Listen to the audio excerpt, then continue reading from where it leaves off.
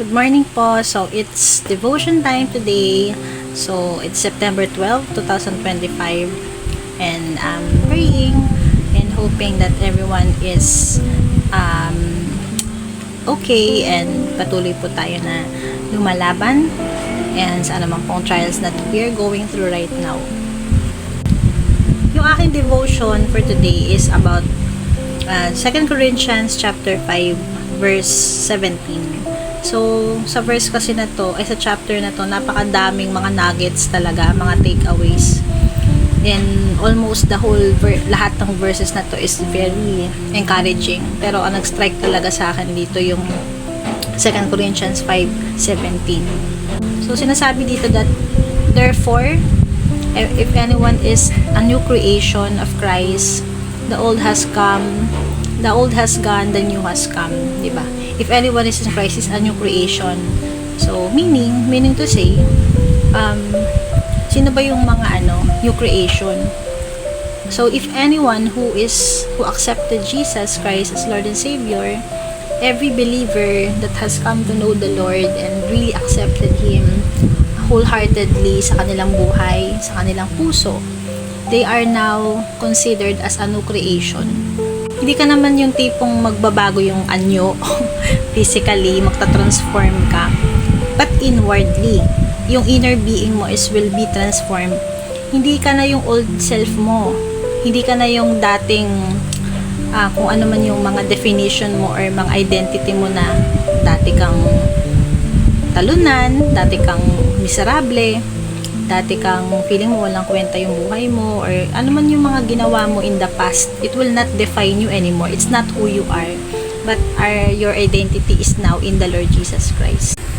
They are now a new creation. So, napakagandang reminder for us.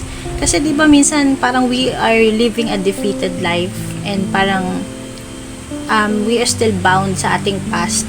Parang we cannot move forward kasi parang may mga parang you're still holding on sa mga mistakes mo that you have done in the past or whatever it is that you have experienced. You cannot let it go. And parang mayroon ka pang mga bitterness or regrets kung may nagawa ka man sa life mo na sobrang pinagsisihan mo. Pero once naman sinurrender mo kay Lord and you already ask Him to come to your life, and He will redeem you. He can restore you at any cost. Lahat na pinagdaanan mo, they are not put to waste. So ayan, this is a very encouraging message for us na that once you are already in the Lord Jesus, you are a new creation. You are already a child of God. That is your identity. Our identity is found in Him. Our identity is based on what Jesus has done for us.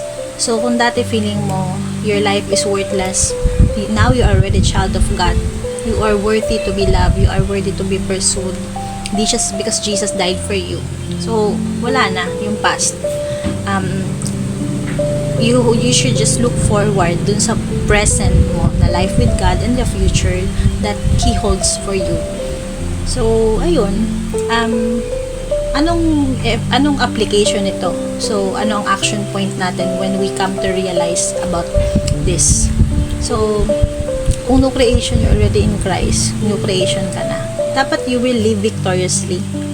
Hindi ka na dapat lulugo-lugo, hindi ka na dapat, yung mindset mo is, hindi ka na, dapat you are already full of hope and positive. Hindi mahirap tong, madaling sabihin pero mahirap gawin, pero, si Lord naman magbibigay sa atin na strength and grace na totally mag-shift yung ating perspective kasi hindi naman talaga natin kaya yan sa sarili natin kasi we're still imperfect people. So, it's sa pamamagitan lang ng Lord kaya natin yan kakayanin. So, patuloy lang tayong magtiwala at manghawakan sa Panginoon. Yun lang. Just sharing. And I hope that you will have a nice day. God bless.